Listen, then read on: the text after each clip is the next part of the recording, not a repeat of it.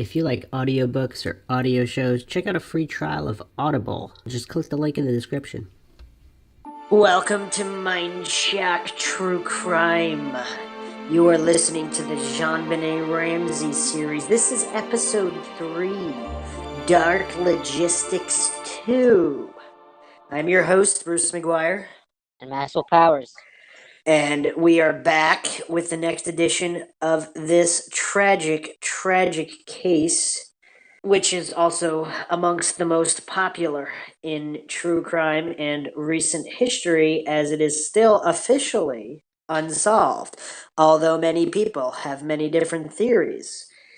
Once again, if you like the podcast, you can donate to our PayPal. Just check the link in the description. Make sure you subscribe to the channel. Hit the bell for notifications. If you like the video, hit the like button. Feel free to share it across social media platforms. Any questions, comments, thoughts, criticisms, leave them in the comments section.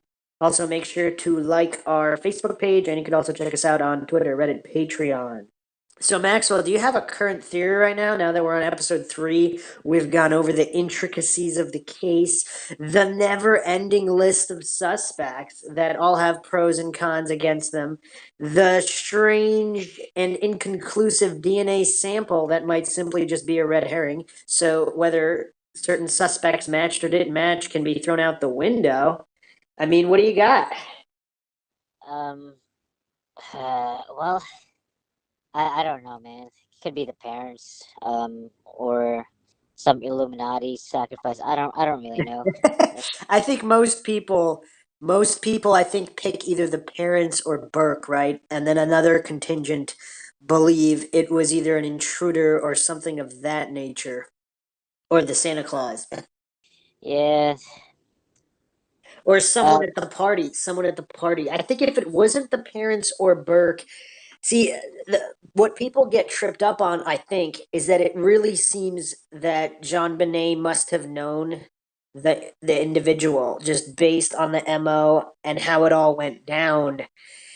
It really suggests that it was someone she was familiar with. I mean, there were over 20 keys made to the house that various people had.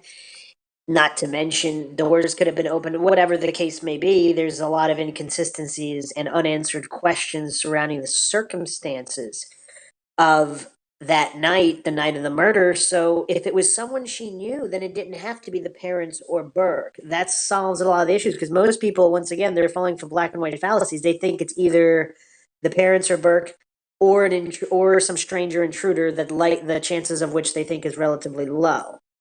So I don't know. I think if it was someone she knew, that opens up the door to solve a lot of the variables that are thus unsolved. yeah. So let's go over the exact logistics. In the previous episode, on episode 2, Dark Logistics 1, we went over the very detailed timeline, hour by hour, minute by minute, of the main goings on of that night and the morning after, as well as various other issues that have come up in the case that are usually not covered for some reason when most people discuss the case and documentaries. So let's go over the layout of the house, what happened when, and see if we can shed light and find a possible smoking gun in this case. So if you look, so there's 3 stories. The parents are on the 3rd floor, she's on the 2nd floor. So the house is very big with very large rooms. This is a bona fide mansion.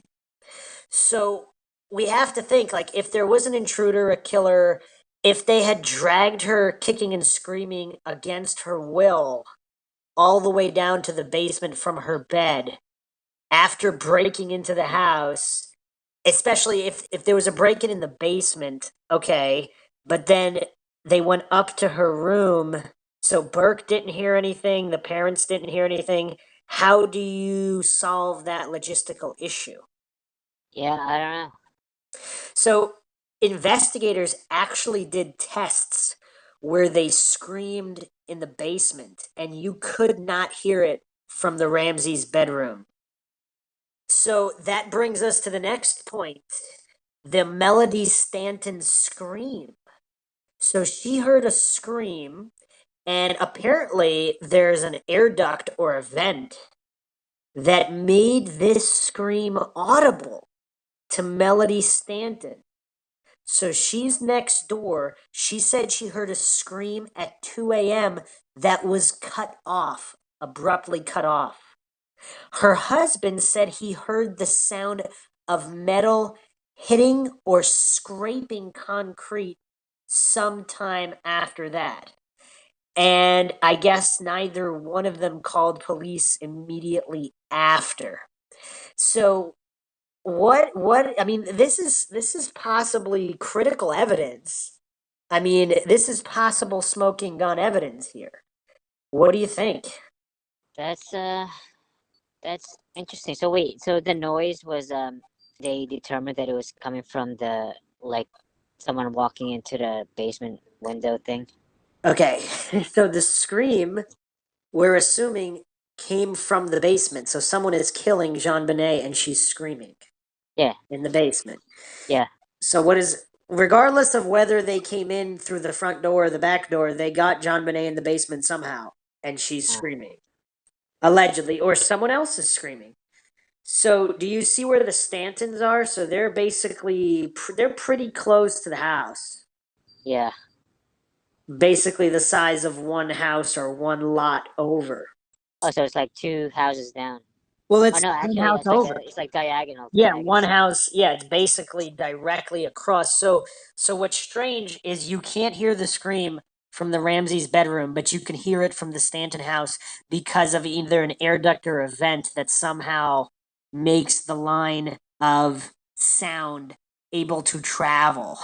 So is that kind of strange or what? No, it's not strange. Sometimes the angles and I the don't kind mean of strange as unbelievable. I mean strange as in bizarre because you would think, I mean, because of that sound disbursement, is that why other houses didn't hear the scream?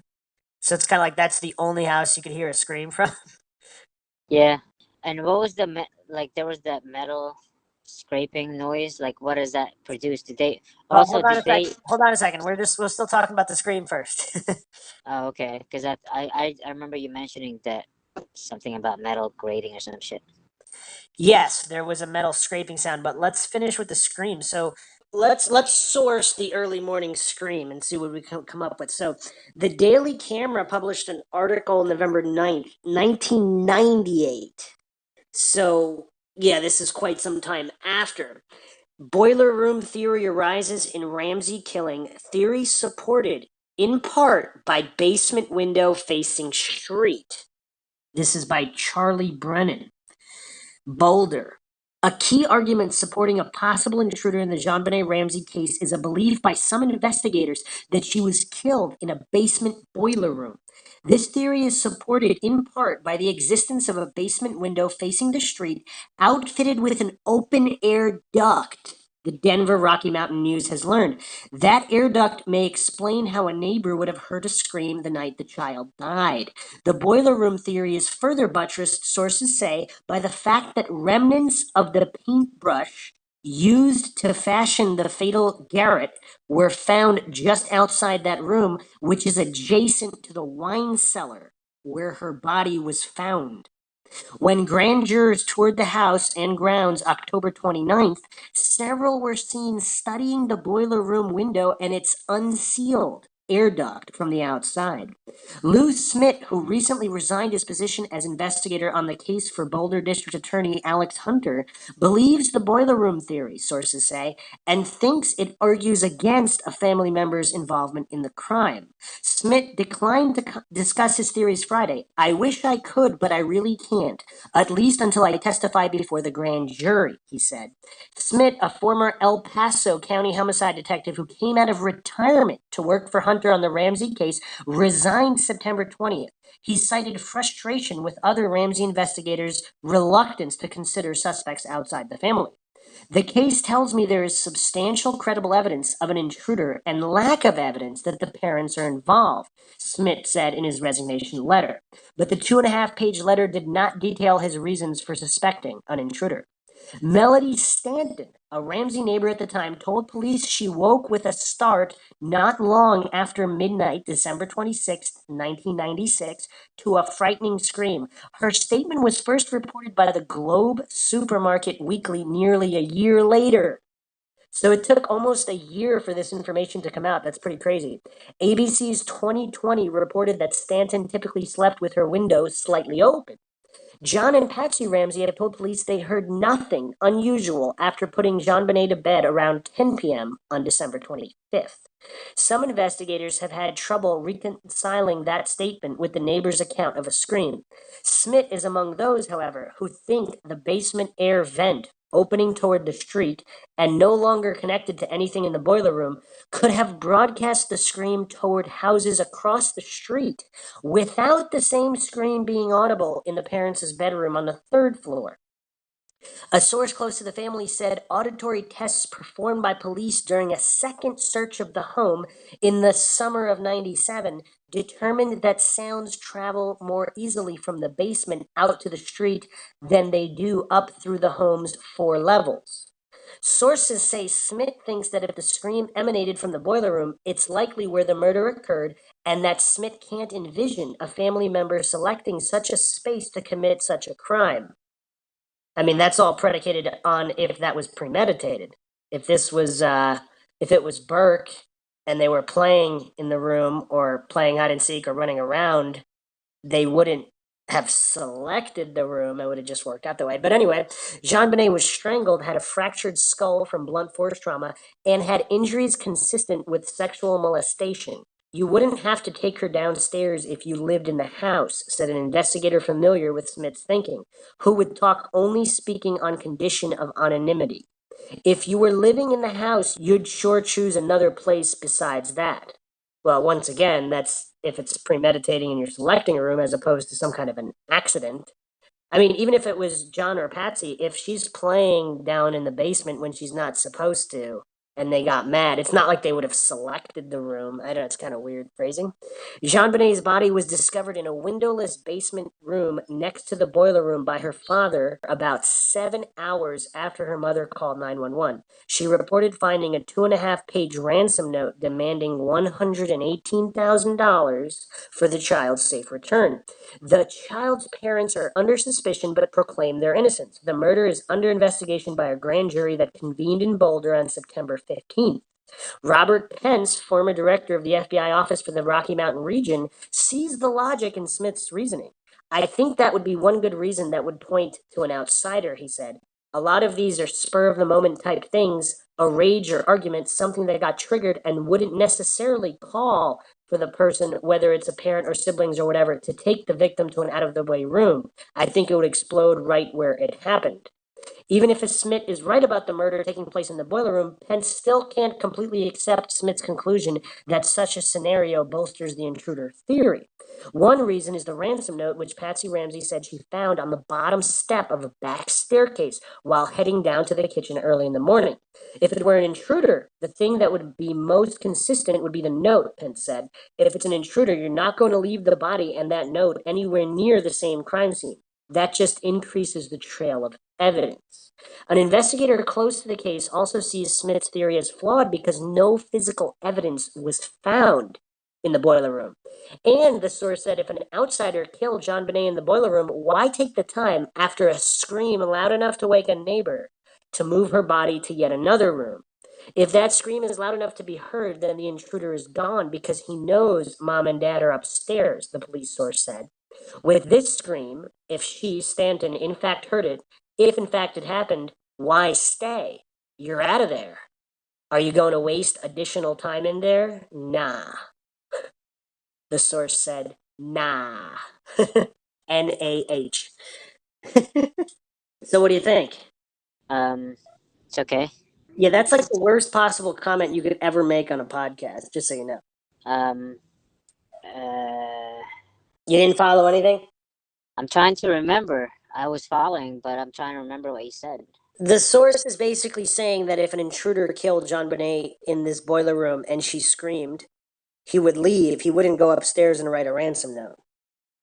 Oh, yeah. Unless the scream was him just knocking her unconscious. and then he went to write the note, and then he was going to leave with her. I mean, there's a lot of scenarios they seem to have not considered. But what I just thought of is if the scream was from an incident separate from her death. So if indeed Burke did hit her, possibly knocked her out, but didn't kill her because she was strangled apparently while she was alive. That's what the blood vessels should suggest in the autopsy. And we'll be going over that later. But it seems like she was strangled while still alive, but also hit in the head. So if someone hit her and she screamed, and that's not when she died. So if she was strangled while she was still alive and the blunt force trauma to the head is from a separate incident, possibly not that much earlier. It could be minutes, could be half an hour, it could be an hour, who knows. If the earlier incident is what the neighbor heard, then the neighbor did not hear her being killed. They heard her being hit, possibly by Burke. And then if Burke didn't hit her, if Burke didn't kill her, if Burke hit her, she screamed, and then Burke went to sleep, whatever. And there was also an intruder. To me, that seems to connect the dots a little bit more. And then if John and Patsy, if they find her dead and they think Burke did it, I've already laid out this theory in the previous episodes. If they were trying to cover for Burke, thinking that Burke did it, even though Burke didn't do it, but maybe he did hit her, maybe he was responsible for the initial scream. What connects all these dots and makes all this work? What do you think? Um, hmm. Nothing.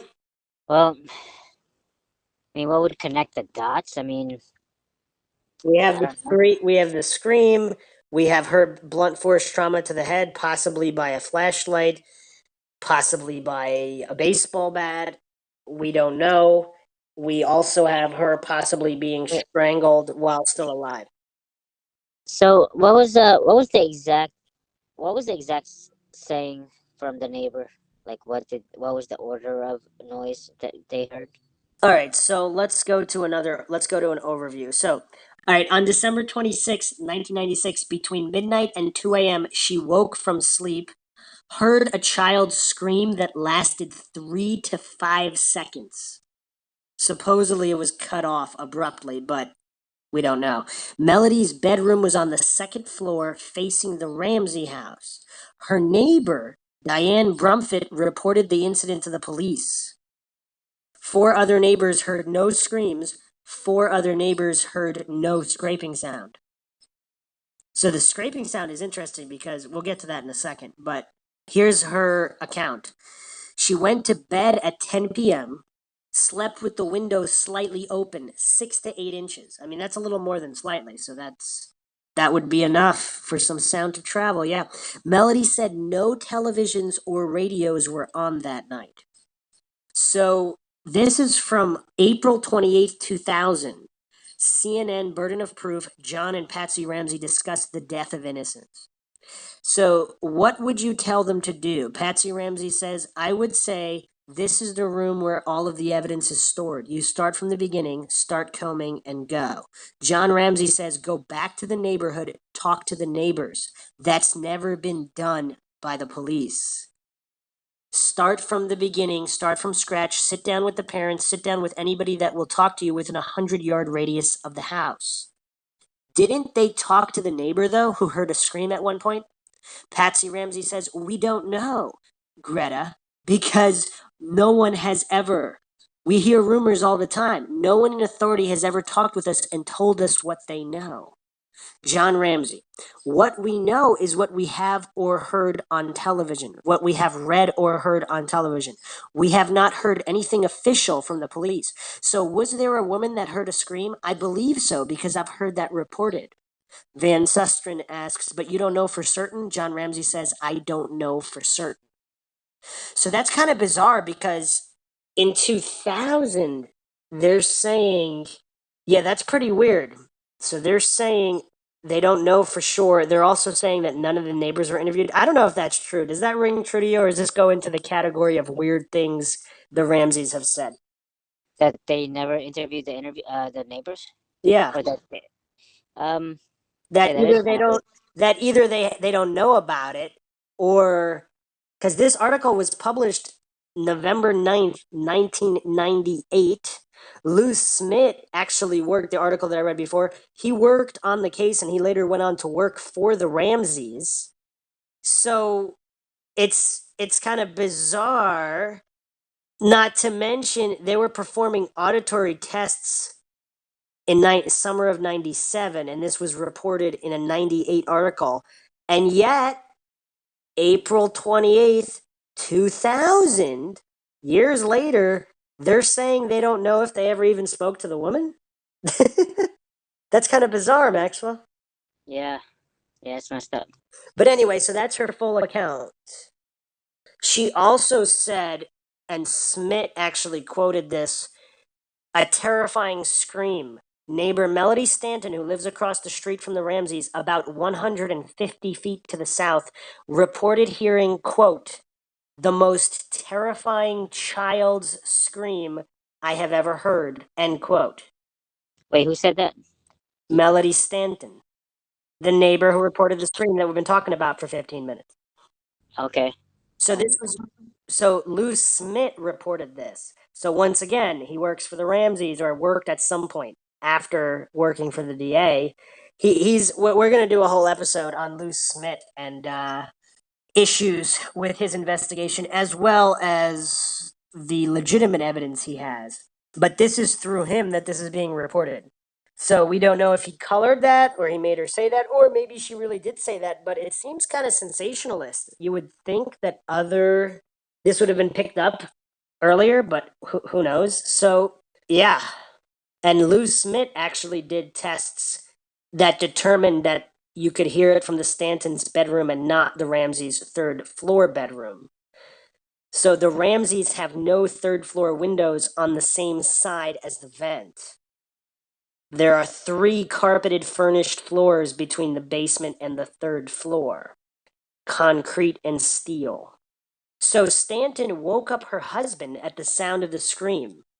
He reported hearing the sound of steel hit concrete shortly afterward. This could be the sound of the metal grate hitting the cement window as well. So possibly when someone's leaving through the basement window. So the Boulder police, Thomas, who we'll be getting into his specific account, he said that a scream would be audible from the Ramsey bedroom. Stanton originally said she didn't hear anything. Later, she told police she hadn't been truthful because she didn't want to get involved. In one instance, Stanton said the scream might have been negative energy from JonBenet. But a detective eliminated that from a report because Stanton insisted the scream was audible and never returned to the negative energy statement.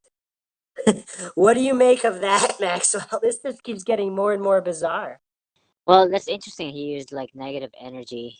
I mean, did she mean the noise that she heard? It was just like an auditory thing or like an energy? Like, did he? I don't know. It's just weird. Like, It is weird because we have all these different accounts. So, but I don't think it's that weird that she didn't want to become involved in the case, right? That's not yeah, yeah. I don't find that weird at all. Cause like when like very often witnesses do that. They don't want. yeah, yeah, witness like they don't. It's because it's just such a long process. I mean, you have to go to court and like testify. Like, like you'd rather. I think I would say about 50% of the people out there, like they would rather not get involved, and hopefully they would solve the case without them. Well, it And seems. then I think they would step forward if this case is not solved and they feel that ethical obligation Well, to. what's interesting is none of the other neighbors heard screams or scraping noises. However, her neighbor reported the incident to the police. So she didn't even go to the police. Her neighbor, if that account is true, her neighbor, Diane Brumfitt, reported the incident to the police. So her neighbor kind of told the police that she heard this. So the police must have talked to her. So that now the Ramseys are lying in what some people believe are many, many lying statements. Obviously, that doesn't mean they're guilty, but they just want to make the police look bad because they had them as sus. Who knows? There's a million different reasons why they could be lying without being guilty, or they're lying because they're guilty. We don't know. But yeah, it is kind of bizarre. She's talking about negative energy from JonBenet. Then she said, so she flip flopped. So she said she didn't hear anything. Then she said she wasn't truthful about not hearing anything because she didn't want to get involved. And then she did say that the scream was real and audible. and never mentioned the negative energy after that. So What was the timestamp again on the hearing of the scream? between midnight and 2 a.m., there's no exact stamp. Hmm. You ask all these questions and then you don't do anything with them. You wanted her exact words. I gave you her exact words from different accounts. What are you going to do with that information, Maxwell? You wanted the time, you got the time. What do you got? I got the time, the auditory, the energy. What are you going to do with that information? Did she? I don't know. I think I need more. So like, there's, I don't know. Um, You wanted that well, specifically. I, You I guess. got it. Well, they're assuming, right, or not assuming, but the theory is that the killing came from that room, like you said before, not the wine cellar, because the wine cellar is closed off or some shit. Well, it's close by, so yes. If it happened in the boiler room and they moved her body, I mean, it's kind of accepted that her body was moved. I don't think. I mean, have you heard anything from what I've been saying or anything we've gone over in the past couple episodes that anybody thinks the body wasn't moved? I mean, it's kind of accepted that the body was moved. I didn't know this completely accepted, but well, that is the common report that I don't know. So yeah, you got all the information on the screen. You wanted her words. You wanted the time. You got her words, the time. What do you make of it? The killing happened between 12 and 2. We don't know when the killing happened. We're talking about the scream. Well, I'm thinking maybe the killing happened between 2 and 3 because the scream is like the precursor to the killing. Okay, what's your point with that? I don't know, not much. We're discussing the scream specifically. This whole Yeah, we spent all this time on the scream, and you kept asking more questions on the scream, as if you were going to form some kind of an opinion regarding the scream, which you still have not done so. We've been on this for a while, and I've answered all the questions you had that you asked in an inquisitory manner, as if you were going to provide some kind of feedback with the information you were given, and I'm still waiting. um well, there's not much because like I don't know that much. I mean, it's he she heard the screams from 2 to 3. She was across the street. People thought that the audit noise would hit that spot better than anywhere else, so it seemed legit because they probably tested it. I think that you told me that they tested it, right? Yeah. Okay. Yeah. So Okay. So legit. yeah, and she heard it between 12 and 2. It could possibly, like you said before, that it was a precursor to the killing, like she wasn't killed at that point when she was screaming or something. Because, but by the way, was there blood in that? Actually, there was no blood, right? It was Nope. just strangulation. Yep. So, wait, was she bruised? She was bruised, right? Yeah, she also had blunt force trauma to the head, and she was supposedly strangled while alive. So it Damn. wasn't. So she wasn't supposedly. If the autopsy is legit, this information is legit. She was while she was being killed. She was struggling. She was not strangled after she was already dead because the what they observed with the blood vessels would not have looked that way supposedly. So it seems like she was strangled to death. So if it's not some of the theories floated were that she was hit in the head and died, and they used the Garrett to make it seem like an intruder killed her. So if they started strangling her, she would be struggling against it, so she would be alive. But I don't know. I'm not 100% sure on that either, because if you're knocked out, are you going to wake up if you're being strangled? I don't know. But you'd think they would have checked for a pulse. So yeah, it's the whole thing's kind of bizarre, so we don't know. But once again, regarding the scream, all you got is that it seems legit. Um, I don't know. What else can I bring in You there? keep asking all these questions that aren't really relevant to the scream, so we're kind of going in circles. Well, what would you consider relevant questions? The time of the scream, even though I already stated it, but I was asking you for an opinion. I wasn't asking you to ask questions. I'm the host here, Max. Well, I don't know. I mean, I think they know better than I do. So, like, an opinion based on timestamped scream is really not that much. I mean, what am I gonna say? Like, oh, she probably was watching TV or some shit, and she heard screams on a TV, which was a like, I don't know. And then Well, it was. if you were paying attention, she supposedly went to bed at 10 p.m. and there were no TVs or radios on even at 10. So Oh, I see. But I guess I wasn't paying attention.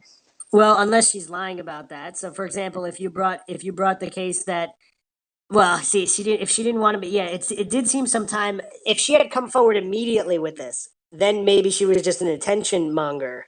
She wanted attention and made up something to be in the spotlight, but it seems she wanted the opposite because she wanted nothing to do with this.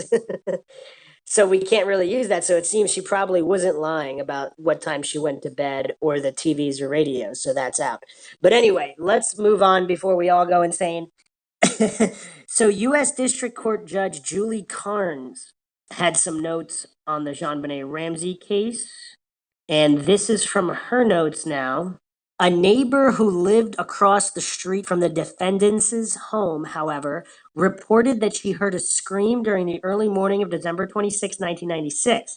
Experiments have demonstrated that the vent from the basement may have amplified the scream. So it could have been heard outside the house, but not 3 stories up in the defendant's bedroom. So this is from 2003. Other accounts, Daily Camera has a very detailed account of the scream. Internet poster Margoo has assembled various accounts of the scream. The scream initially was unreported. So Stanton originally did not report the scream when interviewed by police on December 26 because she did not want to be involved in the case. When asked why she had not come forward with this information right after the homicide when detectives had canvassed the neighborhood, so again, it seems like detectives did canvass the neighborhood. So once again, the Ramseys seem to be saying weird things. Stanton said she was so shocked by JonBenet's death that she at first did not make any connection to the scream. And since none of the other neighbors had mentioned to her about hearing a scream, she began to doubt she actually heard it. In fact, when she told her husband, he said she probably imagined it. It was Diane Brumfitt, a friend of Stanton's, who reported the incident to the Boulder police after her conversation with Stanton. So that's pretty interesting, right? So we have so many different versions of this. So it was really faint noise because like I've sometimes, I think everyone has experienced that where they don't know if they're imagining it or they're actually hearing it. So it's so faint. So she heard it really faintly. Yeah, I don't know what my point is with that, but just interesting. From if we believe Lou Smith's account, she said it was kind of like a blood curdling scream. Remember? So that Oh doesn't. man. Yeah, so if we believe Lou Smith, he reported it, quote, the most terrifying child scream I have ever heard. So not only, so it couldn't have been that faint because she could identify it as a child scream. Now again, Lou Smith might have made that up. We don't know, but When was that? When was that reported or like recorded? That hearing was it right away or police or I don't know when I was went that? over I went over it like 5 times. Yeah, I don't remember. Can you repeat yourself? Again. Oh So yeah, the I don't first, remember anything. so the first article we went over was for November 9th, 1998.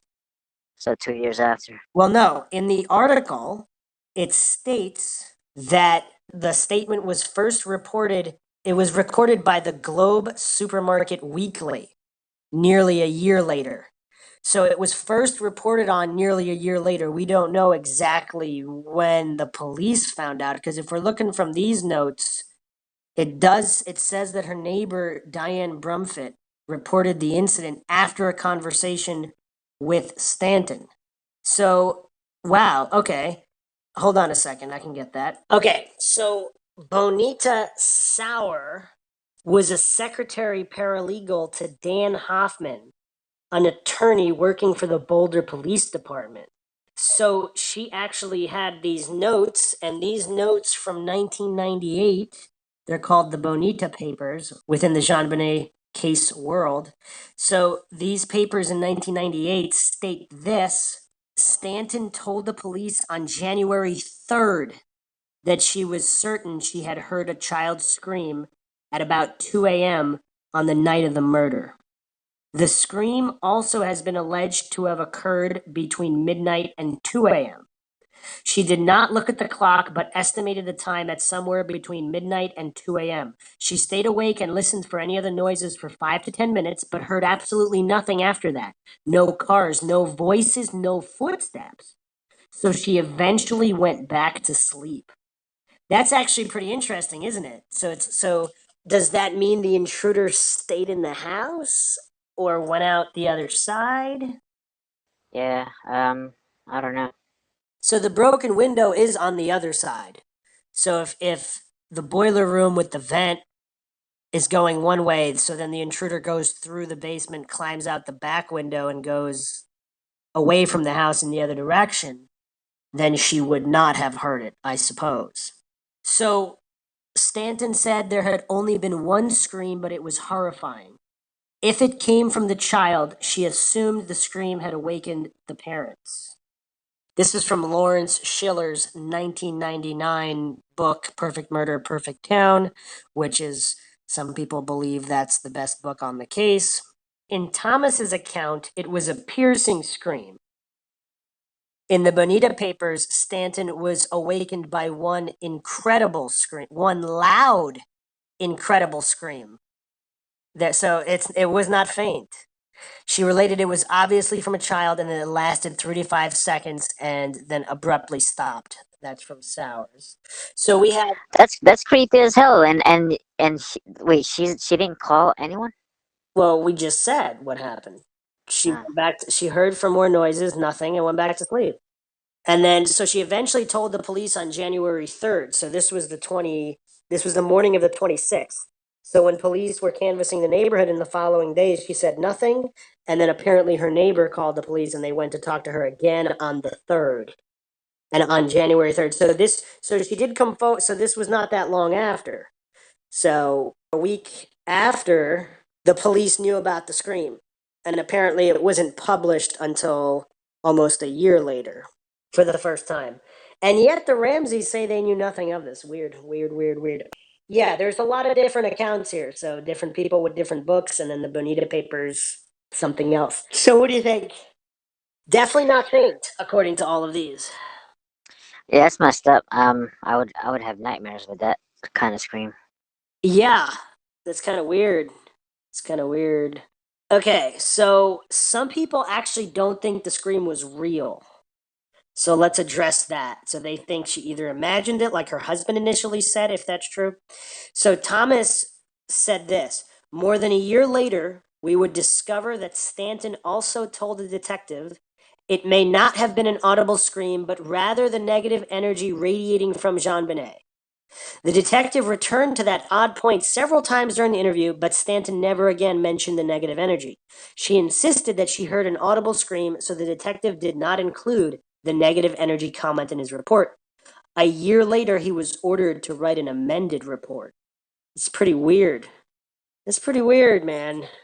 This case has a lot of weird issues like that. Like, so she initially said that it was not, or it may not have been an audible scream, but a negative energy radiating. You know what's bizarre? Not to get into too much of the paranormal, but what if it was more of a psychic scream? So it was real. It was, Like almost telepathic type thing. yeah, yeah. That's interesting. This is Mindshock.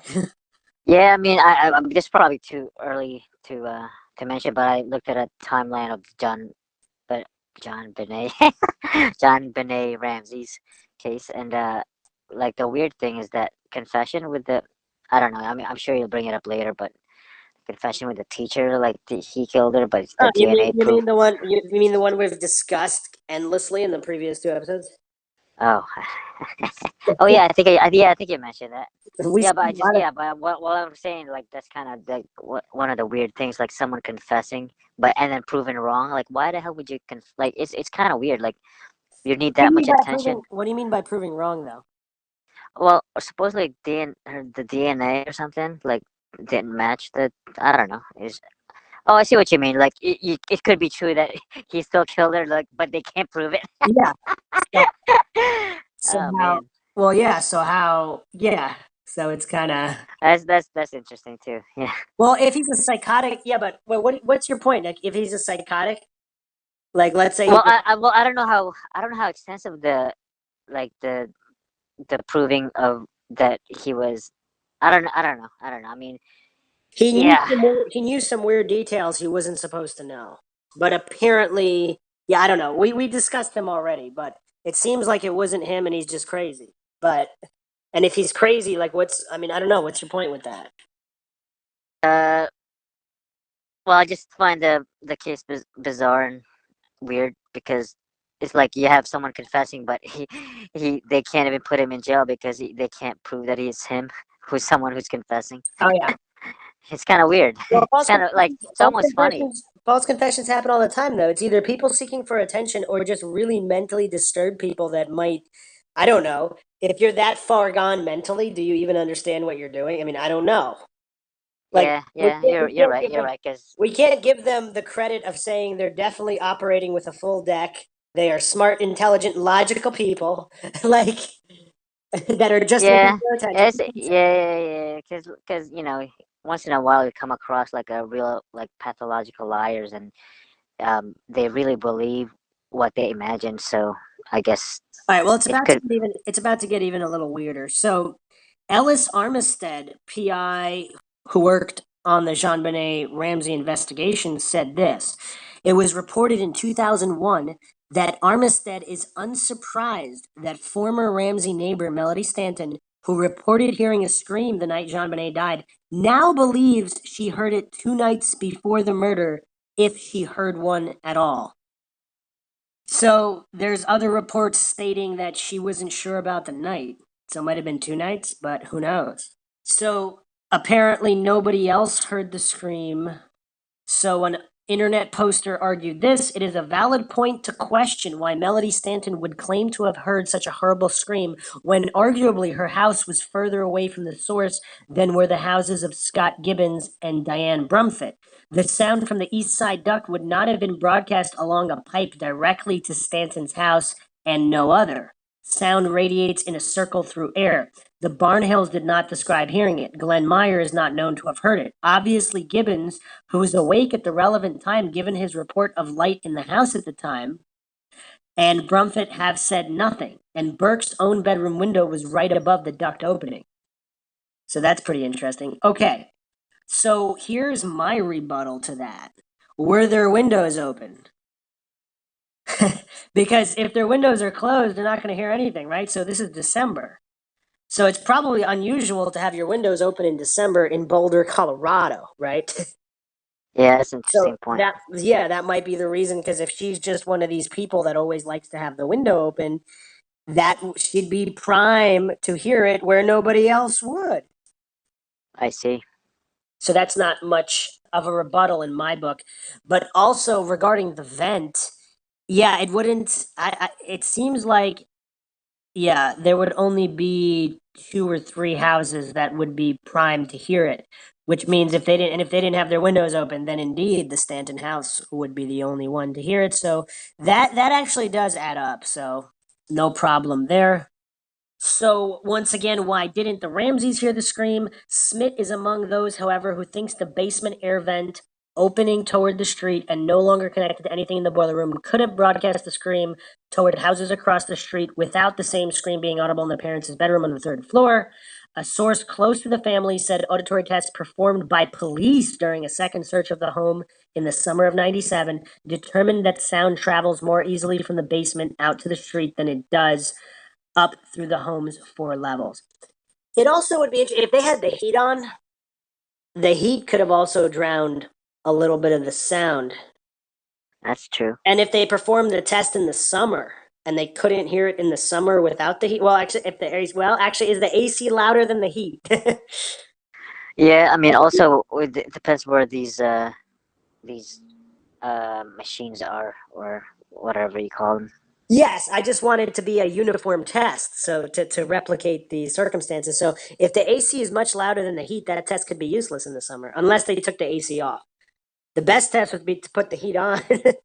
Unless if the heat was maintaining a certain temperature and it actually wasn't on at the exact moment the scream happened. We don't know. Like once again, there's a lot of variables. All right, any final thoughts on the scream before we move on to the metal scraping sound? No, I'm good. Okay. So according to Schiller, Stanton's husband had heard a crashing sound, the sound of metal on concrete, sometime after the scream. So there's a lot less information on this metal grating sound. Nobody else heard it. We really don't know what it could have been. We got almost nothing on it. So he came up with this, but he thinks his wife imagined the scream. Initially, that's what he thought. So what do we make of this? Mm, I don't know. That's all you got? Well, there's not much. I can't remember what you said. I don't remember what you said.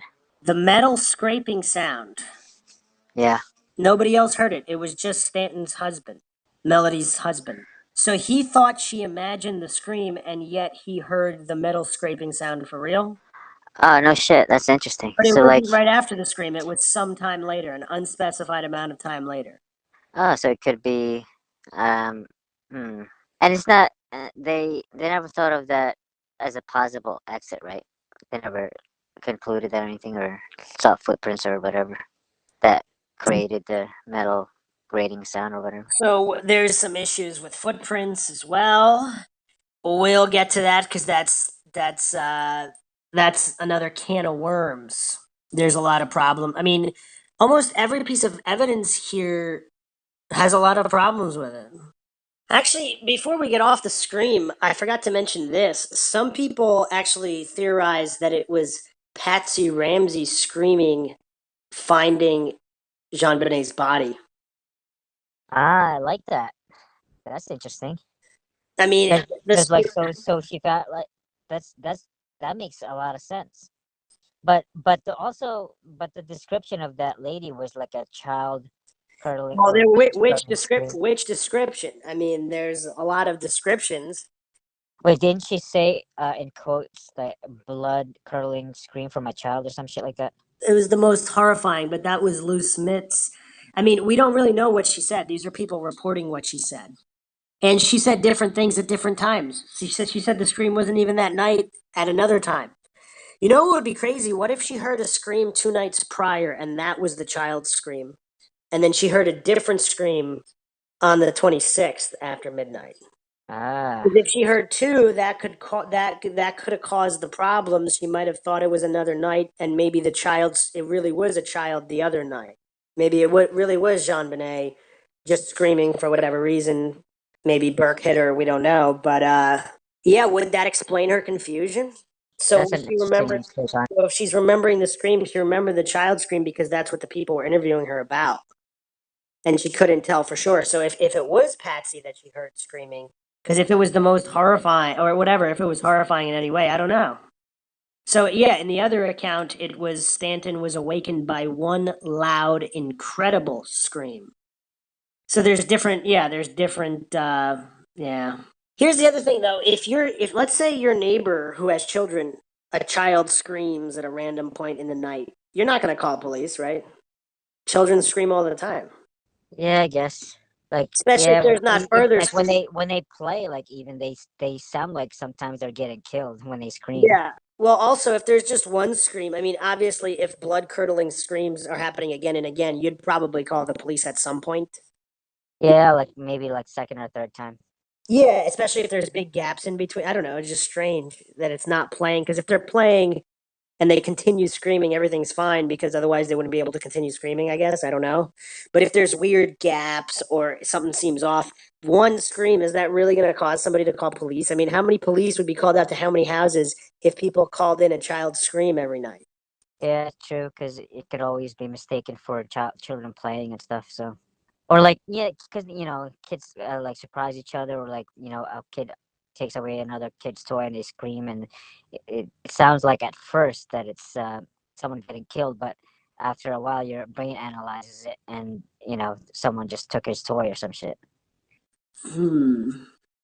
So the other thing that we didn't really talk about, once again, drawing to Thomas's account, a third neighbor to the west said that her dogs who barked at anyone in the alley, just as they did when the police came to question her, made no noise Wednesday night.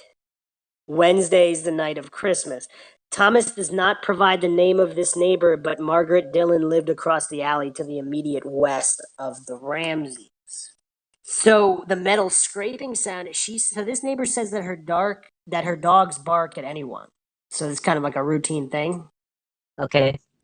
So what's the metal scraping sound? So if someone's not leaving the property, so that's kind of damning in the directions of the Ramseys, because even if there is a scrape, which we'll get into a baseball bat issue, if that was the scrape or if it was the grate. There's so many unanswered questions here. But if it was Patsy who was screaming, what does that mean? That means she didn't kill her and that she found the body, so that it was either John or Burke or an intruder or other family person. I mean, that it opens up the door a little bit to more scenarios. Yeah. In Perfect Murder, Perfect Town, apparently Stanton was harassed by the media after the Scream information was leaked, and she really didn't want to be a witness at that point. So she was going to be called to testify. So it seems like this flip flop back and forth. So she initially didn't want to be involved. Then her neighbor calls her in. She has to be involved. Now she's saying she might have heard it 2 nights before. Is she just making that up because now she wants out and she really did hear the scream from all the harassment? That's interesting as well, right? Yeah. You don't sound too interested. You said, yeah, I don't know. She did not report it to the police. Her neighbor reported her on January 3rd. You following? Okay, so 5 days later, so what? Well, it's more than 5 days later. Or like December eight days, 31. 8 days, some shit. Yeah, I'm just setting the stage because you forget every 2 seconds. It's not about the exact date. I'm saying she didn't want to initially. She initially didn't report it. It wasn't until the third that her neighbor reported her. So she had to go to the police and she told them the scream really happened. Someone leaked this information to the media and she was harassed. Oh, that's messed up. Yeah, that's what I just said. So she initially didn't want to be part of the investigation. Then when she was forced to tell her account, she's being harassed. So is that why she said, "Oh, maybe it was 2 days earlier, or maybe it Uh, was who was the what neighbor reported this? The girl, the lady, which neighbor? Stanton's neighbor?" So they just went. He just went out. Oh yeah, so Stanford lady said this to Stanton. me. Stampy, Yes, they had a conversation. Melody Stanton mentioned that to her Stanton, neighbor, Stanton. and her neighbor called the police. Yes, I already said that before. It's so. I'm sure that. It's so weird. Why?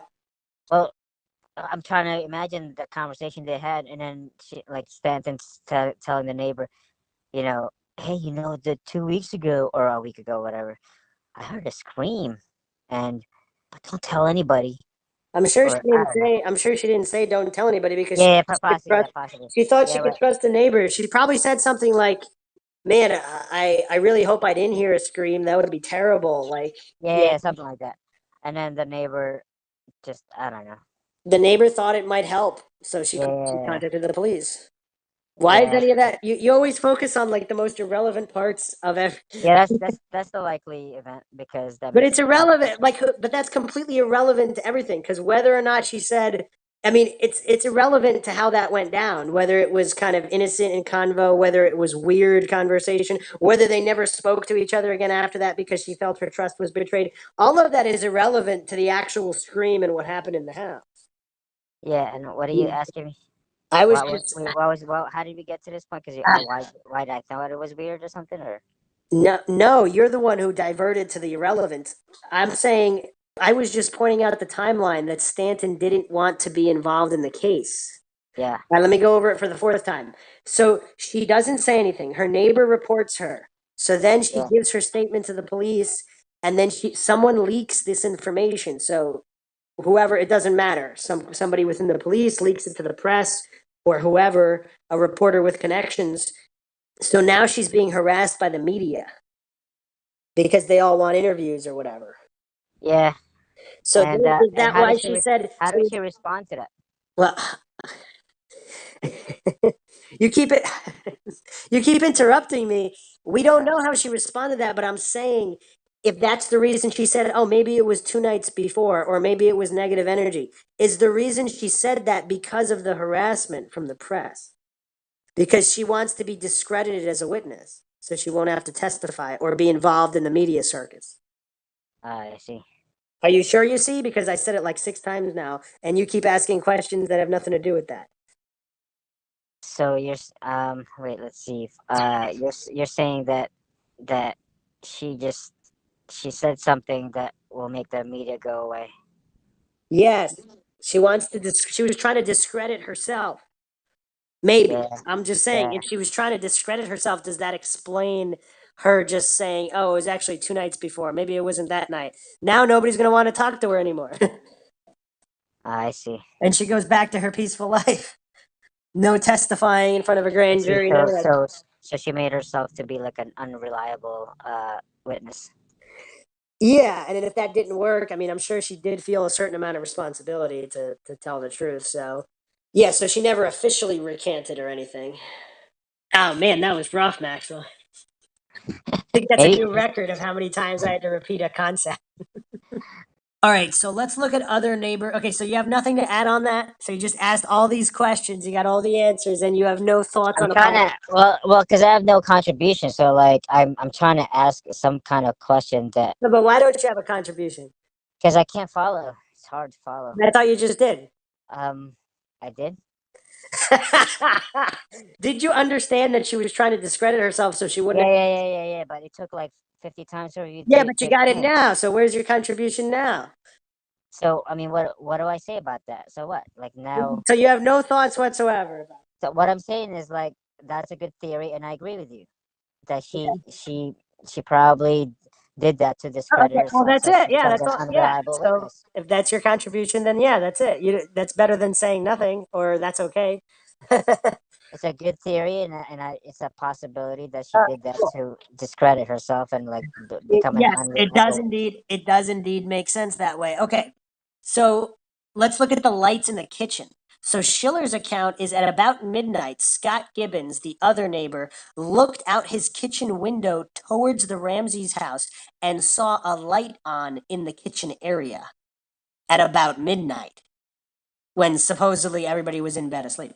So the Thomas account states a neighbor to the north would say that the Butler kitchen lights were on around midnight and considered that unusual, since it was the first time he had noticed that light being on in the Ramsey home. Although Thomas does not provide the name, Gibbons lived next door to the Ramseys to the immediate north. He would have had direct view of the Butler pantry. So that's kind of interesting because he's saying those lights are never on, ever. They're just not used as a light. So, like, there's some kind of secondary lights that people don't use. What do you make of that? Does that support the intruder theory? Because if it's somebody, but why would an intruder put on the lights? That doesn't make sense either. None of this stuff makes any sense. No thoughts, Maxwell?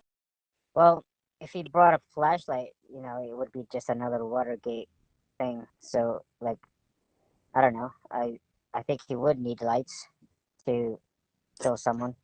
All right, so this guy, an internet poster known as Blue Crab, posted this.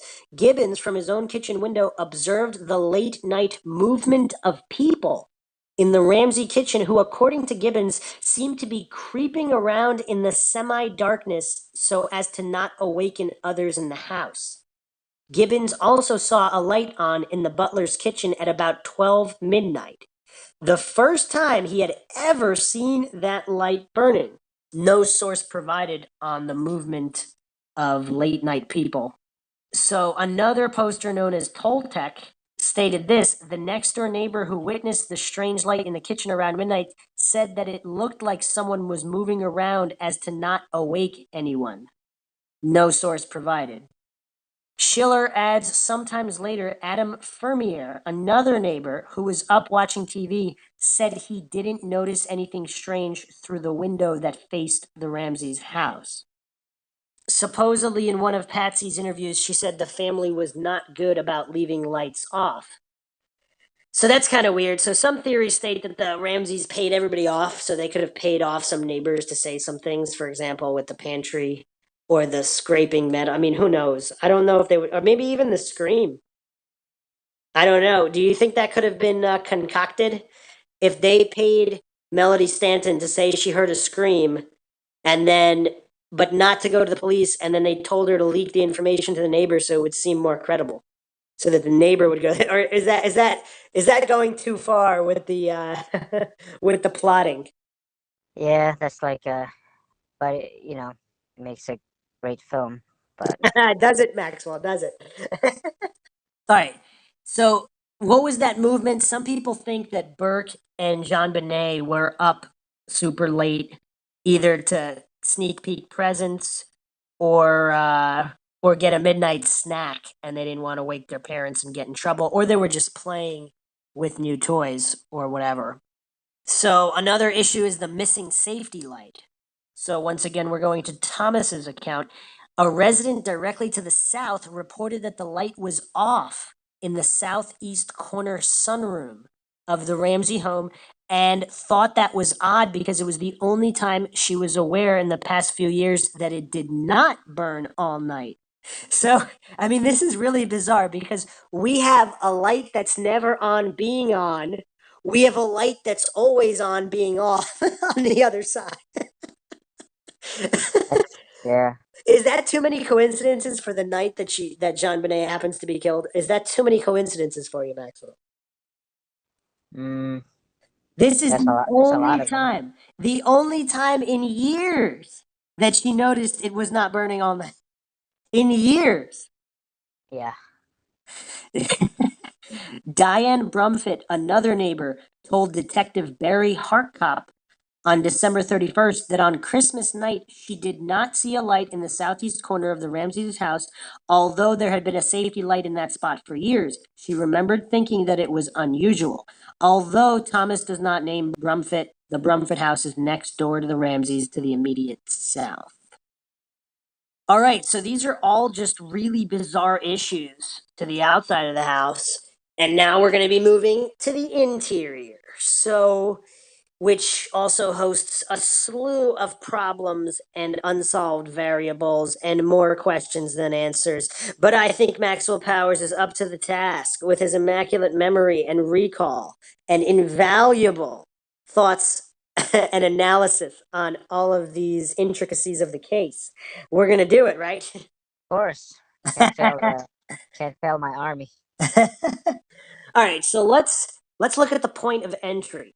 So if it was an intruder, so a lot of the issues with the intruder theory, other than the broken window, was there signs of forced entry? And then of course we have John Ramsey's inconsistent statements about the broken window and just a lot of weirdness. So apparently, there were no signs of forced entry. So the search warrants stated this: according to officers French and Veach, the first to arrive at the Ramsey house on December 26th, there were no signs of forcible entry into their residence.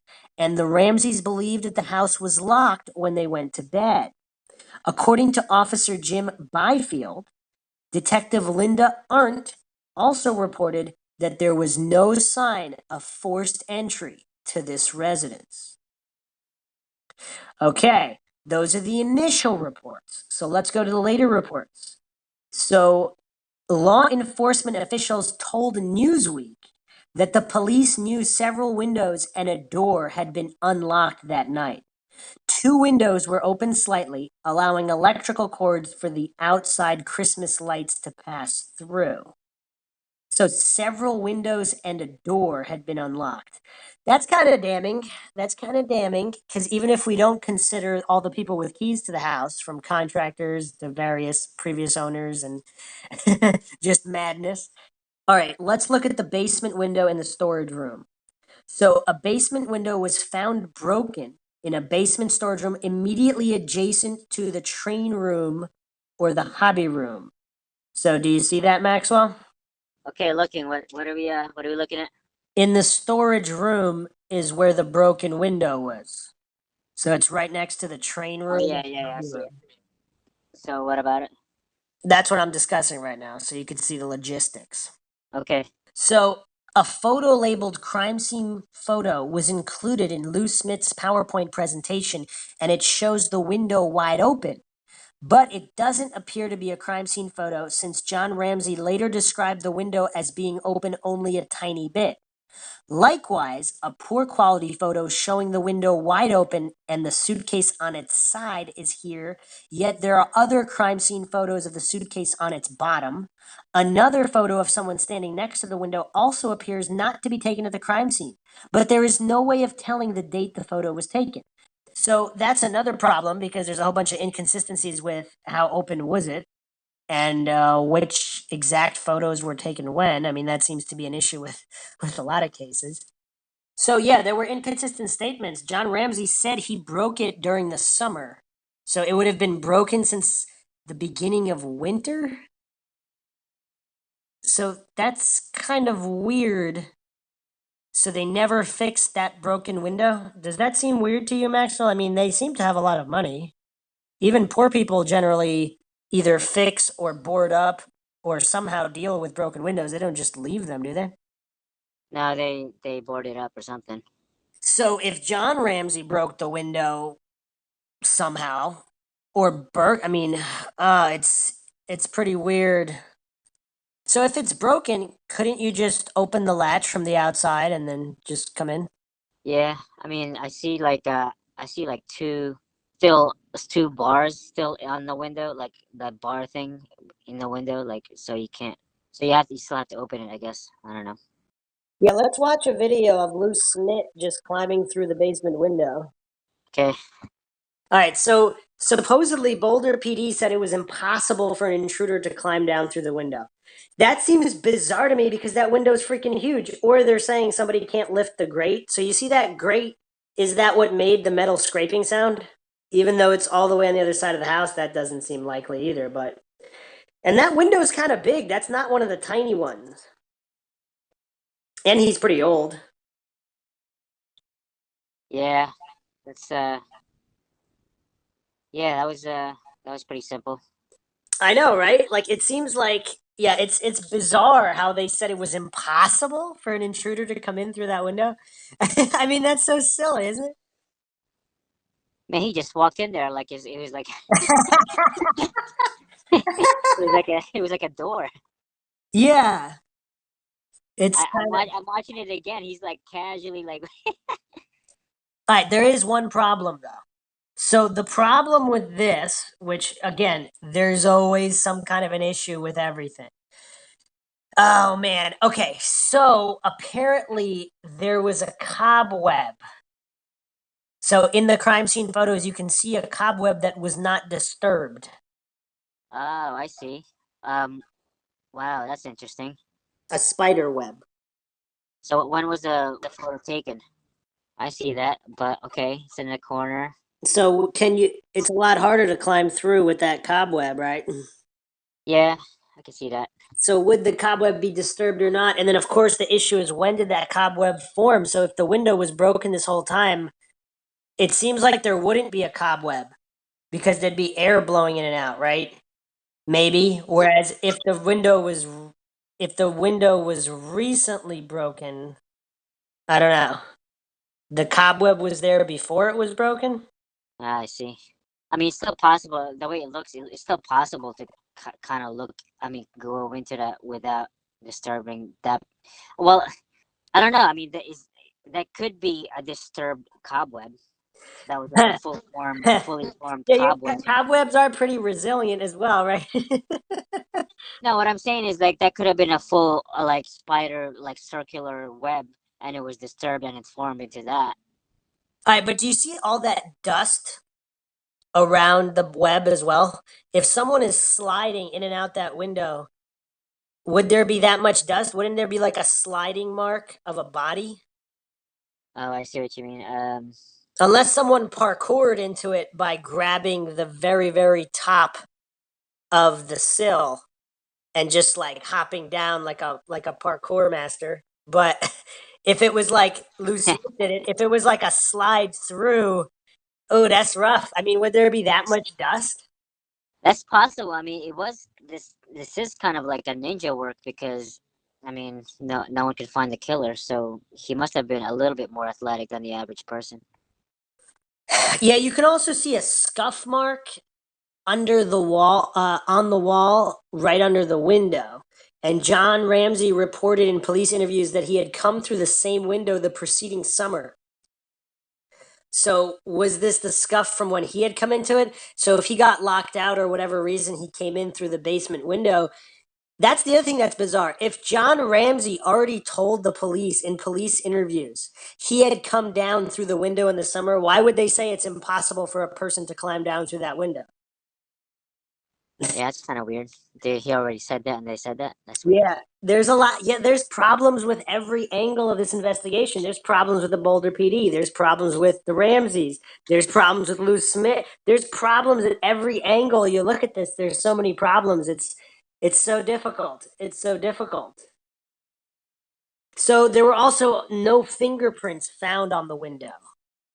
So according to Sowers, interior dusting of the window for fingerprints was done by crime scene investigators, and no Latin prints were found. Again, if they're wearing gloves, I don't know. So the other issue is right under the window, there's no debris. There's not much. So if someone slid through a broken window with all the dust, or did they sweep up? Did they kill JonBenet? Then they took out a duster, swept up a little bit, and then left? What do you think? I mean, if they did sweep up, then he's an experienced killer. You know what I mean? Because like, if you kill for the first time and you won't sweep up. So if there's any indication that it swept up, then it's an experienced killer, I guess. Well, that photo is interesting. Yeah, if you But look, I didn't know the room was that messy. Because I yeah, but remember. if you look at the suitcase, which belonged to John Andrew Ramsey, which we talked about quite extensively, you could see, yeah, there's not a lot of dust around the suitcase. So it's messy all over, but look right next to the suitcase, right under the window, where there should be a lot of just dust, soot, any kind of fragments that got shaken loose, because look, like that area is not that clean from what we saw in the photo. On the exterior of the window, it's not clean. So if someone came through, again, unless they just did a parkour hop, I also don't see the cobweb or. well, this is from inside Yeah, okay. with the light on. So yeah, so the other issue is John Ramsey reportedly found it less than 1 inch open when he searched the basement on the morning of the 26th. This is his testimony. So if that's true and he opened it bigger, or someone else opened it bigger and it was originally small, would an intruder close the window after escaping? Maybe, if it was windy or cold. They didn't want to tip it. I don't know. Okay, so as with everything, there's conflicting accounts regarding the spider web. So from Schiller, during their initial inspection of the exterior of the house on the day JonBenet's body was found, detectives had noticed several strands of a spider web on the grate covering the window well in front of the broken basement window. It extended from the edge of the grate to some nearby rocks, and this seemed to confirm that nobody had entered that window recently. Internet poster Margoo notes there is no indication what time of day it was when Detective Everett and Wickman allegedly saw the intact strands. It was certainly not at 6 a.m. No one was there during daylight hours until after the body was discovered, the earliest time in the afternoon being 2 p.m. However, Sowers claims that, quote, as noted by detectives early on the morning of December 26th, an intact spider web covered the grate which blocked off the window. In order to enter or exit the window, the grate would have had to have been removed. This grate was photographed and collected for evidence. Sowers further states the web was reasonably intact and extended through the grating, suggesting that the grating had not been disturbed since the spider constructed its web. So if that's true and the spider web went all the way through the grate, that means the grate was first removed by the detectives when they took it in for evidence. No thoughts, Maxwell? Let's say that again, the last couple sentences. Oh, man. The spider web was observed to be going through the grate, not just the window. So you know how in the video Lou Smith had to lift up the grate, the Oh metal. yeah. So they're saying the spider web was growing through the grate, so the grate could not have been lifted any time recently. Ah, I see. So this was, several hours after the murder, or up to half a day, or whatever it was. So I would dismiss that. The I don't know. I would dismiss that theory, I guess, or maybe like not completely, but I don't know. why was the suitcase just positioned? The suitcase belonging to John Andrew, John Ramsey's other son, just randomly, who doesn't live with them, but whose whereabouts cannot be 100% nailed down at the exact time they arrived. But why would that suitcase be directly under the window as if someone was trying to climb it? You know what's weird? I hadn't really thought about this before. If Burke, for some reason, was trying to get out the window, he would need the suitcase to stand on. Ah, that's interesting. I like that. I actually, for some reason, I didn't think of the briefcase as a stepping up. I guess that's the most people's theories. I didn't even think Well, it's about it. positioned right under the window. I mean, standing up it's kind of bizarre. It just looks. Well, actually, I don't even know the history or the thing about the suitcase. I mean, wasn't it found empty or some shit? No, John Andrews' stuff was in it. There was some really strange stuff in it. You should have paid attention on our previous podcast. Oh, can you tell me what's in it right No, now? you're going to have to go listen to the podcasts. This Let's try. podcast is not about incriminating John Andrew. Oh, okay. The contents of the suitcase are irrelevant for the purpose of our dissection of the window. Okay. If someone was trying to get away and they were going to climb out the window, I guess they could put the suitcase there. But if they would just lift, if it was an adult, they would just lift the suitcase, toss it up, and then climb out if they were going to climb out. And if they're climbing in, I mean, it just doesn't make any sense. Was when they were searching for JonBenet, did they think she was playing hide and seek or something? And they moved the suitcase that was covering something and they just randomly placed it under the window? Or if you're a child, are you going to use that suitcase as a stepping stone? I would definitely use that as a stepping Mm. thing. But we're talking about the cobweb here. You're saying you want to dismiss it, but what if that's not true, that it was growing through the grate? That's true, because well, that's possible, because like the web could be attached to a grate, but not actually attached to something else, and it just floated up as you open a grate or something. Or the Boulder police might have lied about that to make. Wait, why would they lie about it? Oh, yeah, because they don't want an intruder theory being viable. So they downplay anybody being able to enter. And if they say the cobweb extended to the grate, they want the blame firmly on the parents. That's one of the theories. But so I don't know if we can discount it.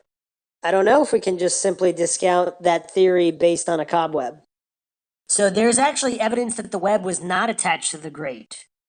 According to Thomas, Wickman had an argument at the Ramsey house with Detective Greg Idler, who had carefully lifted the metal grate above the broken window and found that the spiderweb between the window well bricks and the grate wasn't necessarily attached. What the heck does that mean?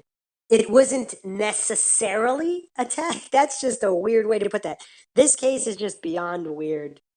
It's like we can't nail down any single piece of evidence definitively. So detectives Everett and Wickman disagree with Detective Idler about whether the web was attached to the grate. So we don't know. So April 2nd, Detective Michael Everett of the Boulder PD called entomologist Dr. Brent Opel of the Virginia State University Department of Biology, who is also known as Mr. Spider-Man. Opel told the police that there are two general types of spider webs. The first, which are called cob or funnel webs, once established, are constantly reworked and added to by the spider. The second, manufactured by orb weaving spiders, is regularly replaced by the spiders and can be completed at any hour of the day in less than 12 hours. The police also learned that if the grate covering the window well had simply been lifted and the web damaged, the type of web would be hard to identify. But if something the size of a man had passed through the web, it would have been destroyed. Everett sent Dr. Opel an enlarged photo of the type of web in question. The entomologist said it appeared to be of the funnel type. So those are the ones that are constantly reworked and added to by the spider. 6 months later, October 25th, Everett traveled to Vancouver Island and met with another expert, Dr. Robert Bennett of the British Columbia Ministry of Forests. The detective had with him a newly enlarged and enhanced photograph of the strands of the web that had covered part of the window grate. Bennett confirmed that it was a funnel web. This grate was photographed and collected for evidence. In May, the photos were submitted to Brent Opel, professor of biology at the Virginia Polytechnic Institute and State University in Blacksburg, Virginia. So Schiller Sowers concur that Opel was given a police photograph. They disagree on the month. Schiller adds that the blown-up version was given to Bennett, but note that Schiller alludes to Opel being given photos of the type of web in question, which may or may not have been the original web. The original web had never been photographed or committed to a report, a huge error that would have been extraordinarily controversial in months to come. I mean, there is a photograph of the web. It's unknown exactly the time that it was taken, however. In December, both Sergeant Wickman and Detective Mike Everett had seen at least 3 strands of a spider web reaching from the brick window upward to the covering grate. No one had photographed it. This is from Thomas, so that might not be true as well. So Thomas believes that Patsy killed JonBenet accidentally. So he could be biased. So once again, if it's a funnel web, that means it could be broken and respun by the spider. Dr. Bennett confirmed that if the temperature rises sufficiently, spiders can come out of hibernation. In Boulder on Christmas night, 96, the temperature reached a low of 6 degrees, but it rose the next day to a high of 51. And the grate faced southwest towards the sun. Perfect conditions for a hibernating spider to wake up and repair a damaged web. And this is from Schiller. How do you like that, Maxwell? We're trying to unravel the case of JonBenet Ramsey based on hibernating spiders waking up and repairing webs. What do you think? uh, I don't know. It just happens to be perfect conditions for a hibernating spider to wake up and respin his damaged web. Oh man. So once Were they again, wait? Were they? So they were like, were they investigating what kind of spider, that kind of thing? well, I'm not sure 100% that matters because it's the type of web. So as I just stated, hope you were paying attention, if it's a funnel type of web, it can be added to.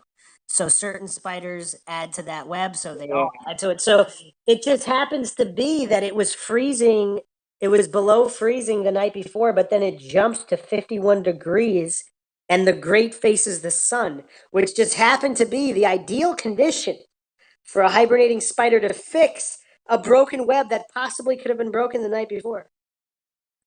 I don't know if he could have done it that fast. I don't know. In October 97, Detective Everett would learn from the National Oceanic and Atmospheric Administration that it was impossible to determine the condition of the dew, frost, or snow cover on the ground around the Ramsey residence during the night of December 25th and into the morning of December 26th. Huh. Professor Opel reported that the web was that of the Agilende, known as a funnel web spider. There you go, Maxwell. They're identifying the spider.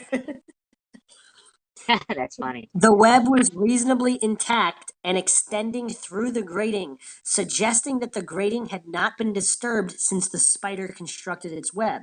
According to Professor Opel, these types of spiders would cease constructing webs no later than early November, thus indicating that no one had entered the window well past this early November deadline.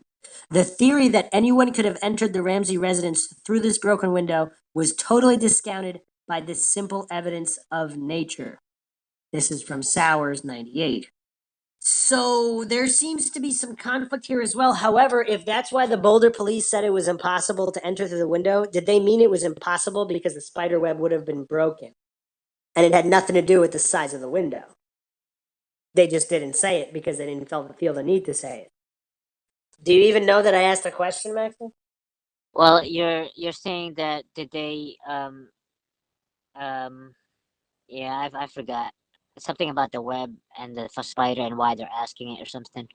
When they said it was impossible for somebody to climb through the window, Yeah, yeah, yeah. did they say it was impossible because the spider web would have been broken? Um, Not because of the size of the window, because obviously the size of the window, it's kind of silly to say somebody couldn't climb through because they could. So if they somehow knew that the spider web could not have been broken, they based that on saying it was impossible that anyone could have entered. Do you not understand the question? you're saying that if uh, All right. If you have a door to your room, if there's a spider yeah, web on the door, and somebody discovers your body there, and the spider web is intact, that means nobody entered through the door, right? not likely because the spider has a web. I Yeah. mean, Let's say the web covers pretty much the whole doorway. yeah, that means So nobody unless exactly. unless unless the spider can build it in like 2 minutes. Yes. So same thing with this basement window. If the web went up through the grate and disturbing the grate would have ripped the web off, that's why the police might have said it was impossible to enter through the window. Oh, I see. So they're basing on the spider web and I stuff. was asking, is that why they said it was impossible, having nothing to do with the size of the window? Ah, I see. It only took a while. That's a big possibility. I mean, if they were really thinking about it. Yeah. So there does seem to be a dispute if the spider web was observed much later in the day, where there was enough warmth and time for the spider to respin the web. Unless, so it seems to be the critical aspect here is if it was observed first thing in the morning, then it could not, there was not enough time to be respun because it was too cold and no sun. So without knowing the exact time the web was observed, we got nothing. All right. So let's go to the butler pantry door. So this is on the north side of the house. So this is on the first floor when you enter a foyer adjacent to the kitchen. You see it? Wait, what floor am I looking at? The first floor. Okay, I see the first floor. Wait, what was the question again? Oh man. No question. I just said, look at we're looking at the pantry.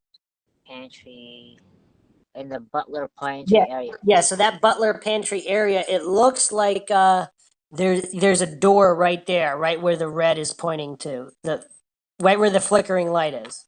Right, I see the door. Yeah, so that's the pantry door that goes outside. So that's what I'm talking about right now. Okay. So the butler's door to the kitchen was found ajar that morning. Defendants note that the butler's door was only a short distance away from the spiral staircase where the ransom note was found. Okay. So you see it's right there to where the ransom note is. It's not that far. Okay, I see a ransom note. Yeah, it's not that far. It's like the stairs. And the ransom note was found and within plain view of where the pad of paper used for the ransom note was found. Rocky Mountain News reported a police report noted that a Ramsey friend who arrived at the home shortly after 6 a.m., one of the first people there, said a door on the first floor, called the Butler door, was ajar. The Ramsey friend was likely John Fernie.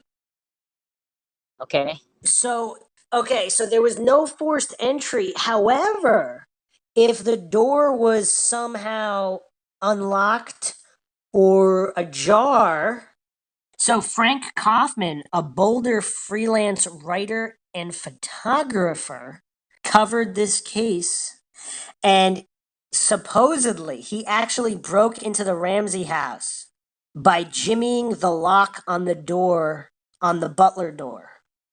So I don't know if he's an expert lockpick, but he did that as a this is allegedly. It was just reported online rumor that this particular guy was able to jimmy the lock. So either it's not a good lock or he's an expert locksmith. So if he did that, then anybody could do that, is what people postulate. What do you think? But if it was already open and Patsy said herself they weren't good about or I don't know, if they weren't good about turning off lights and locking doors like some people aren't. No thoughts at all, Maxwell? Um, yeah, yeah, I don't know. I remember something about a door being like ajar or something. So on an interview with Larry King, they mentioned that King actually asked Is that because they found no entrance into the house? Patsy said, we don't know why. Because he's talking about it being someone else, or the Boulder Police Department made up their minds that it was John and Patsy. So he's saying, is that because they found no entrance into the house? Patsy says, we don't know why. John Ramsey says, well, we know, Larry, that a window was open. Under that window was a suitcase as a step for a step to get up through it. We learned later that they found a door open, which I didn't know about until almost a year later. That house is not difficult to get into. So why is John Ramsey is calling his house that house? I mean, I guess he's got two, so or more houses, so I guess he would say that. But well, if you only own one home, I guess you wouldn't be talking about that home. I don't know, but he Yeah, actually, that's a good point. Like that house, like I would say that house if I had like three houses. Yeah, that yeah. makes. Oh, look at that! You paid attention to something I said, Maxwell. Well, I had to take advantage of the opportunity because it actually made sense. So I had to. Yeah, so it's kind of interesting that he keeps saying they didn't know about any of this. So it seems weird that they wouldn't know that a door was open. It's so weird. What do you think about that? Yeah, but it's a big house. Like, why would he know that a door is open? If a okay, if your kid was found murdered in your house and there was a police investigation that showed no signs of forced entry and yet one of the doors was open, you wouldn't know about it? Oh, I would know about it. I mean, but wait, was it open? Oh yeah, it was open. The great door, right? Not no, the grate is not a door. We're talking about the pantry door. Oh, okay. Oh yeah, that would be weird. He said that he didn't know about it. Wait, that he didn't know about it, or they didn't know about it? Oh, he didn't know about it because They being the police that discovered the door being open. You're asking whether the people that discovered the door being open didn't know about the door being open. Maxwell Army. no wait, so John didn't know that the door was open, That's what he's saying in this interview with Larry King. Yes. but the cop said that the door was open. Yeah. Well, they did. This was the information that was revealed. Yes. Well, if well, that's kind. I don't know. If your kid is murdered, you're probably stressed out. Yeah, I guess you would have a heightened attention on what's going on in your house, so you would notice that it was open. That would be the only thing you'd care about would be the investigation and what they're finding, who the suspects are, what Yeah, happened. yeah, yeah. Somebody get an answer. You have very weird questions, Maxwell. But it is kind of weird to have the pantry open though. Like, why would the pantry be open? I mean, I don't know. It's kind of weird. Maybe like the wife got some food or the kid got some food. Maybe like it's a habit for the kid to leave the doors open after they get their dessert or something.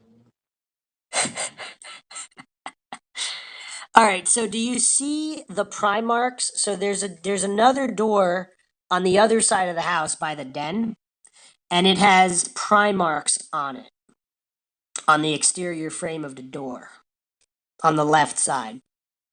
Okay. Do you see that old pry marks? Yeah.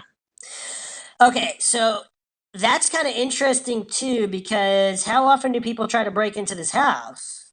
So here's what's weird. So supposedly Patsy didn't seem distressed when a family friend said the door had been damaged. And so Boulder Police Department sees pry marks by a door and they by a damaged door and they don't find that strange or at least signs of an attempted forced entry. Isn't that weird? Yeah, I guess so. I mean, did they try to come into their own house? Because sometimes like people get locked out or something. Oh, you mean the Ramseys? When I'm talking about the police and you say they, most people would contextually take that as the police because that's who I'm talking about. Oh, I see. With the Ramses, did you mention getting locked out at all, or? Well, depending on which one of John Ramsey's stories you believe, but no, John Ramsey himself said that house is not hard to get into. That's a weird statement to make. Because are you okay? That statement is bizarre. I actually okay. I'm on the fence. I'm pretty neutral about all these theories. I'm trying to examine them. That is one of the most damning because it seems semi innocuous, But that's one of the most damning things I think John Ramsey has ever said. That house is not hard to get into. Now, if you're a loving, protecting father, even if that was true, would you really want to broadcast how bad of a parent you are that you don't even keep your house locked for your children? Yeah, that's kind of messed up. And the lackadaisical fashion in which you say it, you're not like, yeah, I mean, that it was a big house. I mean, it might be possible for people to break in, or we didn't have the top-notch security like we should have. That's a better statement, right? We didn't have we Yeah, didn't double check like we should have. That's legit. It seems like you're trying to, you're trying hard, keep the house locked up as good as you can, but you make mistakes. He just offhandedly said, "Oh yeah, that house is not hard to get into." Does that yeah, seem weird to you or what? yeah. I'm trying to think of the psychology behind that. I mean, if I mean, it. Although I have to say, I've been locked out of the house a few times, and I got in. You kind of find a way to get in, and I got through the basement. Like you kind of like look around. What's the easiest window to get into? Because you don't feel like calling anybody and bothering anybody. So, there was a window. Actually, like yeah. So when I got locked out, the easiest window to get into with all the steps that's easiest for me would be the front window by the living room. So I just went through that because the basement window is actually like it comes down. So like you'd probably like cut yourself with a broken window. So you go through the, I don't know, like now if you ask me that if my house, like if there was a crime scene there, I would probably say yeah, that house is not that hard to get into because I got in like a few times. So I don't know, maybe he's saying it. I'm thinking he got locked out a few times and got in a few times, and then he concluded that it was easy to get into. Yeah, but you're going to state that on national television in that fashion? Like, I'm not. Well, knowing me, I would you. say that because I would say because it was easy for me because I didn't break any windows. It took me like maybe I don't know. It didn't take that long. I mean, I just pushed up the window, did my contortionist thing going on, and then I got in. All right, so this is from Kolar's book.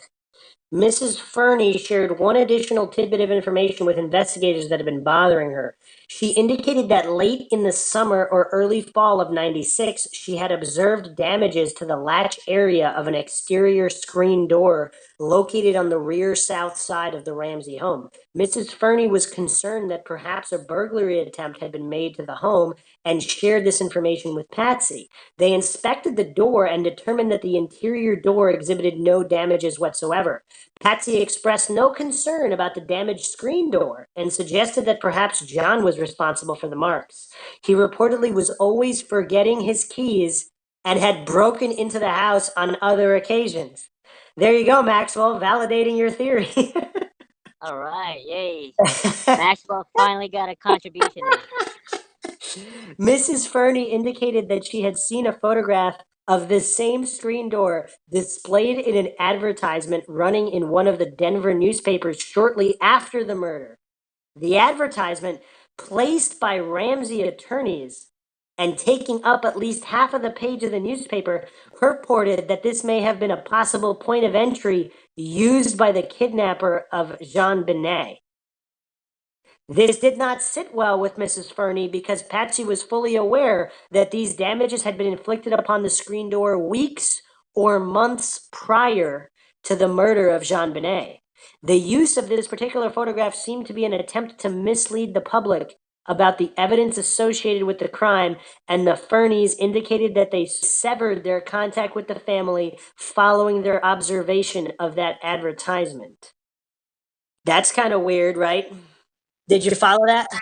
No. Or were you too busy celebrating your your thoughts on John Ramsey being locked out of the house and having to break in all the time, which is why he said that house is not easy to get in. Is that house is not hard to get into? Partly, but can you rewind like 3 sentences? Apparently, the Ramseys or the attorneys of the Ramseys put up an ad for the screen door in the Denver newspapers. It's unclear whether they're selling. Are they selling the? Are they selling it or what? What the heck? There's. That's really weird. Like, are they trying to show that the screen door was like? That's kind of weird. They're trying to show that it's damaged and it could have been used as a point of entry by the kidnapper of JonBenet. But Mrs. Fernie knew that the damage happened weeks or months prior to her death because she had pointed it out before. Oh, I see. Late summer, early fall, she saw the damages to the latch area. So it was either, so yeah, it was probably, it might have been John Ramsey trying to get back in. But does that story really sit well with you? So apparently there's so many different keys to the house. This guy's a multi-millionaire, successful businessman. How is his house key not on his car keys? So he drives in and then he has to break into the house? Or like how often can you lock yourself out with that many doors in the house? Like if you're doing yard work, are you only going to have one door open when there's side doors? You have two kids, you have your wife, you have a housekeeper. I mean, do you buy his story or this story about John Ramsey being constantly locked out of the house? I don't know. I'm not sure if I'd be quick to jump onto just believing that immediately. Maybe it's true, maybe it's not, but I don't know. Like, do you really see John Ramsey as some bumbling idiot who keeps locking himself out of his house?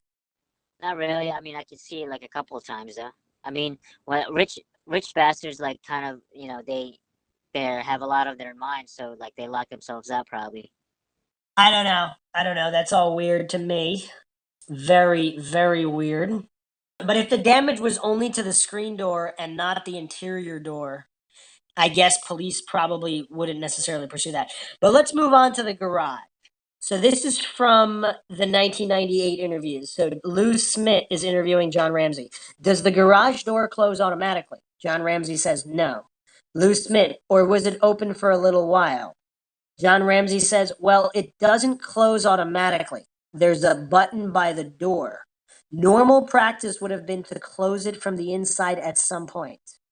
Think about this. You had her in your arms, inaudible. John responds, I don't remember closing the door myself. I only remember carrying her. Lou Smith says, think about that at some point, okay? Now, do you remember going up the spiral staircase? Yes. The Mike Cain interview, in terms of the button on the garage door, it is on the interior of the garage or the interior of the house? John Ramsey responds, I think it's on the interior of the house. Maxwell, Maxwell, if you Yeah, what's up? if you live, did you hear that? Well, you started laughing about something inside the house or something. Did you hear anything I just said? I don't. I can't recall.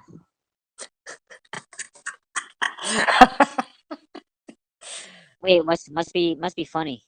Must be funny because you laughed. It's pretty funny, yes. So what is it? Why don't you pay attention? I don't know. I'm trying, but so what is it? Do you see the first floor garage? Hold on. Okay. And then you Yeah. see the alarm panel? Yeah. All right, so he's being interviewed by Lou Smith. He asks if the garage door closes automatically. John says no. John says it doesn't close automatically. There's a button by the door. Normal practice would have been to close it from the inside at some point. He said he doesn't remember closing the door. Okay. In another interview with Mike Cain asks, in terms of the button on the garage door, is it on the interior of the garage or the interior of the house? John Ramsey responds, I think it's on the interior of the house. Oh, that's weird. So he doesn't know. Like, Where the door to the garage that he must have hit that countless times because every time he pulls into the garage, he would have to close well, it. well. Let me ask you this: if they don't use it a lot, then he might not remember. But if the cars are inside it, then he should remember. I don't know, but if it's rarely used, like he never goes in there, he might not remember. It's a big house. I don't know. You're saying he never uses his garage. Well, I'm asking if the cars are in there, he uses it a lot, and if it's the frequent car driving cars, but You But know if what's it's weird? not, I mean, I remember where that button is on my uncle's house, who I've only been to a couple times. You know, I never used it, but I just remember where it was because he's got a nice garage. Think about all the garages that you've traversed. Do you remember if the button was on the inside? Usually it's on the interior, it's in the usually garage. it's interior, it's inside the garage. Yeah. But John's saying, I think it's on the interior of the house. So you have to, and then the follow up question, Mike Kane says, so you can be fully in the house before you push that button? John Ramsey says, I believe so. As I recall, yeah. Well, let me give you this. If he's got a lot of houses, he might be mixing up the garages in his brain. Okay, but that means the garages would have to look similar to get mixed up, right? But it's three. See, okay, two or three houses is not a million houses. And if it's that irregular to have it, if it's that irregular, if all his other houses are in the interior of the garage and this is the only one where it's on the exterior, he should remember that easily. Yeah, I guess. Someone also asked her if someone asked Patsy in an interview if she could hear the garage door from her bedroom go up and down. She said no. Also, they never used their alarm. Patsy said when JonBenet was probably about 2 years old when answering when they had last used the alarm at the Boulder house. And there was a lot of construction. They also had automatic remotes in the cars. And there was a door to the courtyard directly from the garage and an interior door connecting the garage. So the other thing is if the garage door were shut, someone who had something known as a code trapping device could open it from inside the garage. The door into the house from the garage was never locked. Another thing that's not covered are the footprints on JonBenet Ramsey's balcony. So we are once again going to the Bonita papers. Footprints were found in the dust on the deck of the balcony outside JonBenet's bedroom. The impressions ranged from tennis shoes, running shoes, hiking boots, and a child's bare feet positioned to look over the edge. However, this inspection was done after the frost had cleared after the morning of the murder. Reports by officers the morning of December 26 stated that there were no footprints visible in the frost coating of the balcony. So again, we have a very strange timeline here that may or may not be honestly reported by the Boulder PD if they had some kind of an agenda. What do you think? Um, I don't know. I don't know. Did you hear that? Well, you asked if there's some kind of agenda. Um, Based on what? Why did I ask that? um, the breaking in. No, Um, there were footprints found on JonBenet Ramsey's balcony. oh no shit! How can you not hear that? I did hear it. Well, actually, I didn't. Or maybe I did. I don't know, but I just don't remember that you saying it. Oh man. Wait, there were footprints on the balcony and shit. Okay, so I'll read it again for Maxwell. Footprints were found in the dust on the deck of the balcony outside JonBenet's bedroom. Oh no shit! The impressions ranged from tennis shoes, running shoes, hiking boots, and a child's bare feet positioned to look over the edge. Oh, so they had that many shoe options. That's what it looked like. There were different impressions. So Burke had boots. Yeah. So anyway, so this is from the Bonita papers. However, the inspection was done after the frost had cleared after the morning of the murder. How did they know that? Because, well, it would have been later in the day when it reached a high of 51, whereas in the morning it was much lower temperature. Reports by officers the morning of December 26 stated that there were no footprints that were visible in the frost coating of the balcony. So there's different reports here. So apparently later in the day there were, earlier they weren't.